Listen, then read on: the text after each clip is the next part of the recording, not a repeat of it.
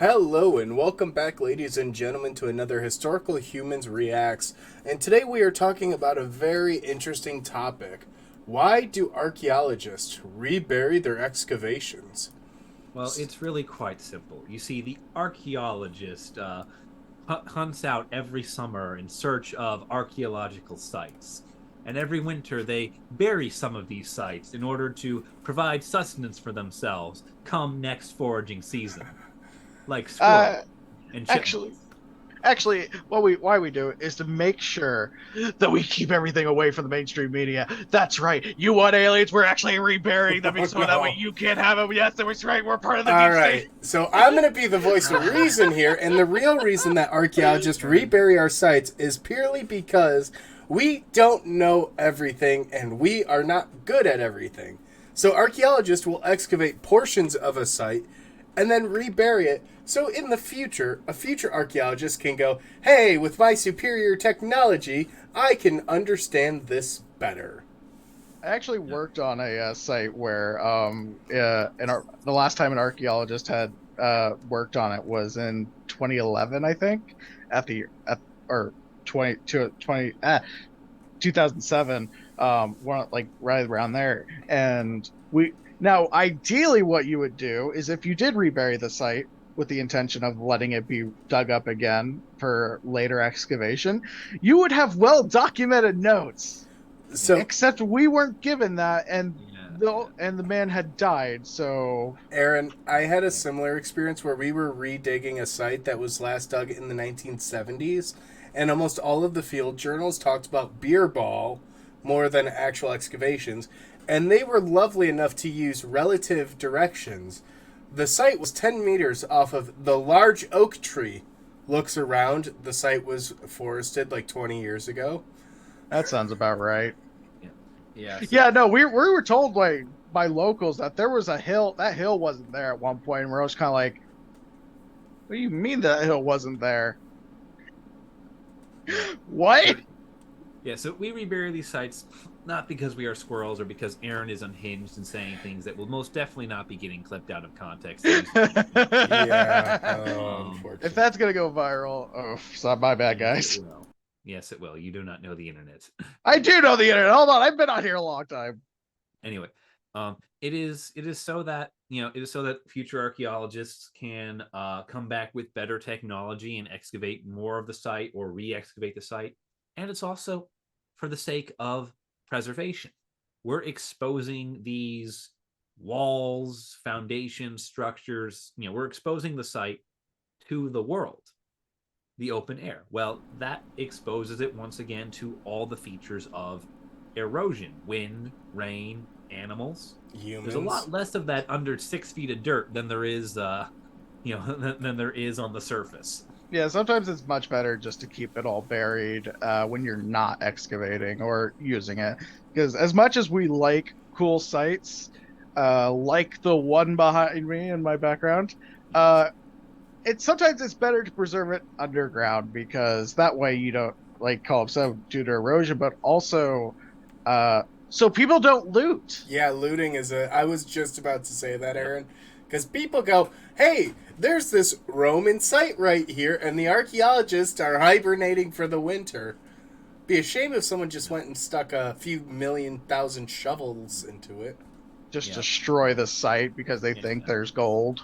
And one of the things we do to help mark the sites and preserve them when we put them back under the dirt is a lot of times we will tarp over some of the stuff we bury. We don't always do that, but like with the excavation in particular at Wald here, this bathhouse, I feel like these walls might be something that would get tarped. They might not necessarily, but like sometimes we do that. That way, the future archaeologists come along can just go, "Oh, yep, here it is. We found a corner." Well, Yep, and we did that. that's We useful. also, oh, sorry, go ahead. Well, that's so that happens a lot at sites that are going to be revisited in the near future. So a lot of times at the end of the field season, the excavations are never complete. So what they'll do is they'll tarp over the sections that they worked on that year, and then they will proceed to rebury it to keep it in place. And the tarp is there basically to basically be a nice little save point for the next set that come through a year later, 2 years later, however frequent the field school or excavations are. Yeah, so that way you're not having to spend more time trying to look for where the last excavation ended, like at my site when we did, because we were like, there's supposed to be a tarp, and we had to meticulously and carefully dig up that site instead of being like, yeah, we know where to go and just like plow right through. Yeah. But we ended up retarping a lot of stuff, and actually interesting. If you have like a really deep hole that that you were excavating, instead of just throwing all the dirt back in, you actually could put it in bags. So the dirt's still there that you can fill it up with, but then you don't have to take as much dirt out. You just gotta lift the bag out if you don't overfill it like some of us did.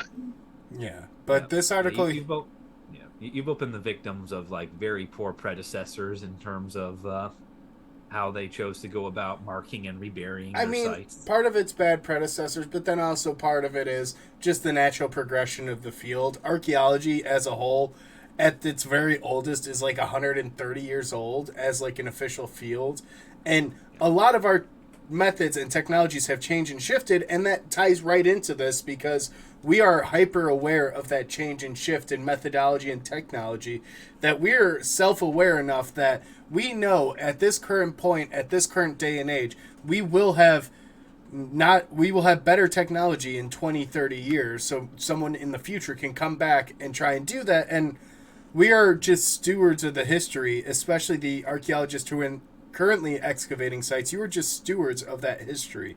At some point, that will be passed off and handed off to someone else to carry on that beacon. Yeah. Yeah.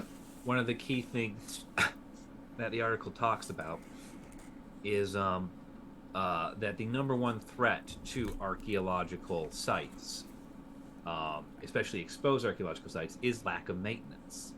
Yeah. And so if you're not going to be there maintaining the site, if someone's not going to be there, taking an active stewardship of the site, you rebury it because the earth has kept it for however many hundreds of years.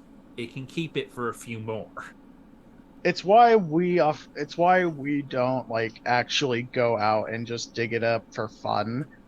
It's sometimes if it's in the ground, we're gonna be like, great, we have an idea that there's something there. We're not gonna touch it unless we absolutely have to. Or Like if somebody wants to build a house. or if we're confident enough that we're like, all right, enough time's passed. I think I can do it. Yeah. So especially on sites where maybe the material is more delicate, like more organic in nature, rather than stone and marble, you know? Or like the traces are more like imprints of like a house. So, because like all the wood is gone, stuff like that.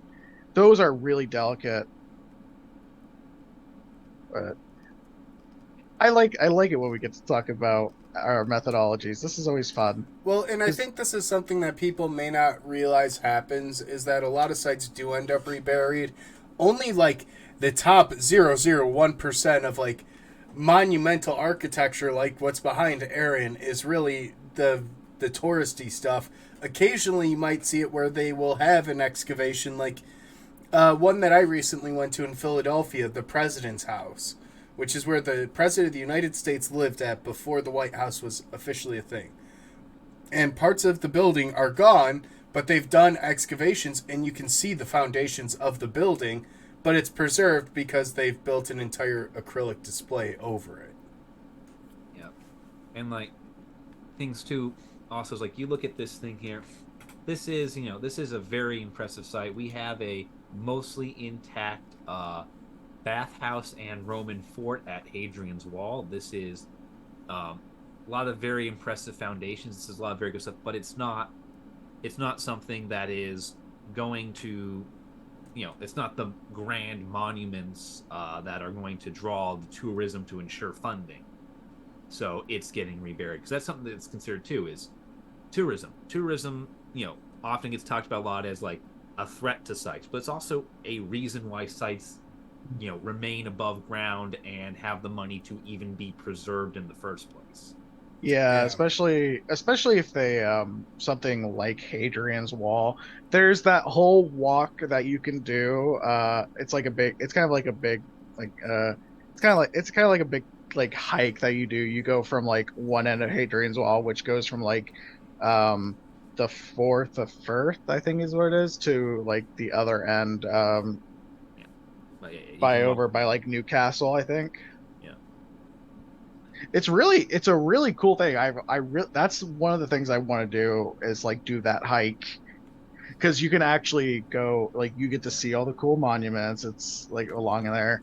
So yeah. And like this is, I think this site that's being shown here is a perfect example of something that is archaeologically significant. That is an important archaeological find, but isn't something that would attract and generate tourism, and thus would be something that would naturally be reburied because keeping it open and exposed like this when it's not going to be something that people want to look at, that people are going to pay to see, really only serves to degrade the site.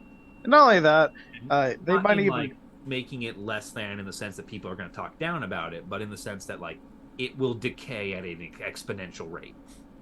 and not only that, sometimes you might not even want to reopen that pit, like that trench, or because you're looking for a layout of the expanse, and that's pretty common too. Because you want to know, we obviously know where like a good chunk of Hadrian's Wall is, but what we don't know is how far it might extend out.